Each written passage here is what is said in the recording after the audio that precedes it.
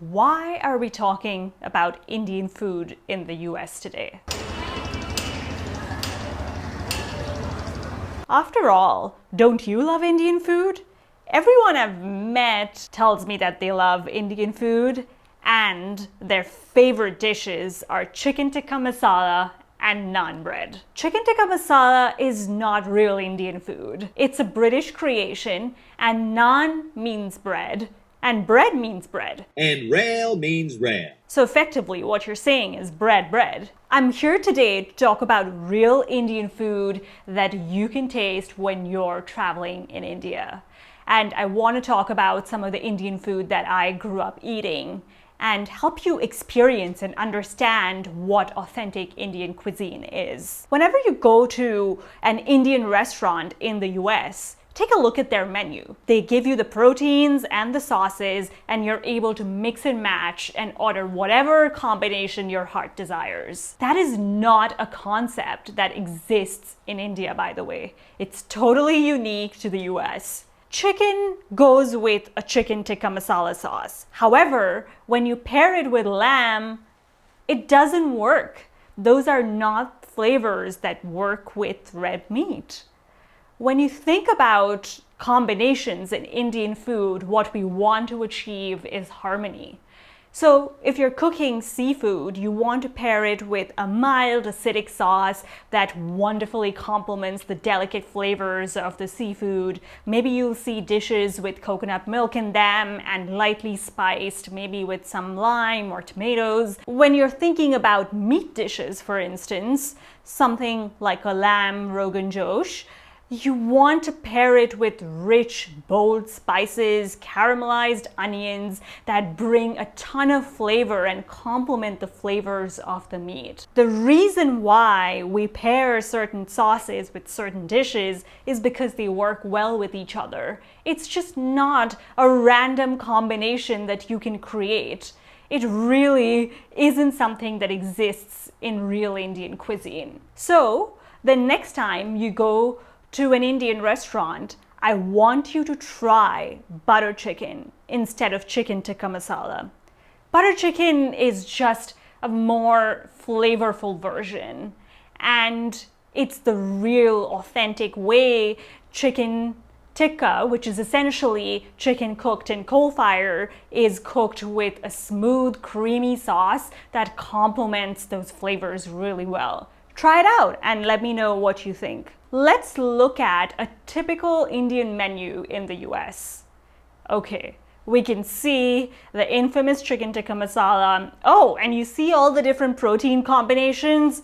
Lamb, prawn, cauliflower. Oh my goodness. Prawn tikka masala, that's not something I've ever heard of before. There's also a ton of broccoli on the menu, a vegetable that you don't really eat in India. The third dish that you'll see in every Indian menu in the US is the vindaloo. Again, it's something that is cooked in a specific part of India only with pork, really spicy, no potatoes. But you can see a potato vindaloo on this menu. That's bizarre. That is not what you find in Indian restaurants in India. The other important component of Indian cuisine is thyme. That's also where Indian restaurants in the US take shortcuts. You can taste it in the end product. Thyme is an essential ingredient in Indian food because there are multiple ingredients and they all need to get to know each other. However, if you don't allow thyme to do its magic, well, then you'll taste all those ingredients in the completed dish.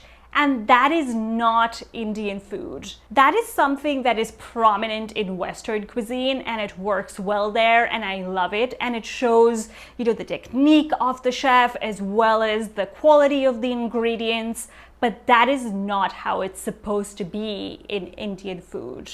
You want the harmony of all those flavors in the dish, and you don't want to taste the individual ingredients. I've hosted guests and cooked Indian food for them. I've had an Indian pop-up restaurant, so I understand that it's really difficult to run and sustain a restaurant. However, that does not mean that we take shortcuts and don't even adhere to the basics of Indian cuisine. That robs people of the opportunity to taste real Indian food and understand the depth and complexity of this beautiful cuisine. If you've been to one of these restaurants, it's not your fault. It's not your fault. If you've ordered lamb tikka masala, it's not your fault. It's not your fault. I don't know why these Indian restaurants are doing this. I'm here to help you understand how you can figure out what is real Indian food